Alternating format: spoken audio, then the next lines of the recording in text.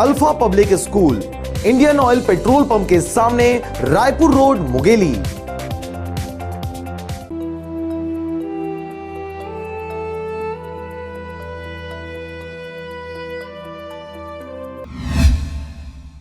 बिलासपुर शहर के वर्णित नेगी का यूपीएससी परीक्षा में 13वें स्थान पर आईएएस के लिए चयन हुआ है, जिसका सम्मान समारोह 5 जुलाई 2019 को शाम 4 बजे से पंडित शिव कुमार पाठक सभा कक्ष BR साव शासकीय हायर सेकेंडरी स्कूल मुंगेली में आयोजित किया गया है।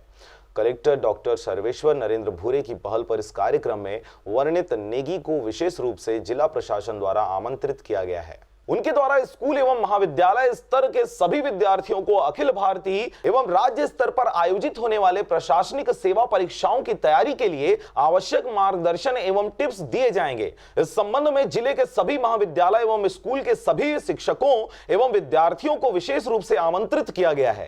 कार्यक्रम में जिला प्रशासन द्वारा पीईटी, पीएमटी एवं नीट परीक्षा की तैयारी हेतु विगत अप्रैल मई महीने में चलाए गए निःशुल्क विशेष कोचिंग में शामिल विद्यार्थियों को भी आमंत्रित किया गया है। Bureau report RJ रमझाझर।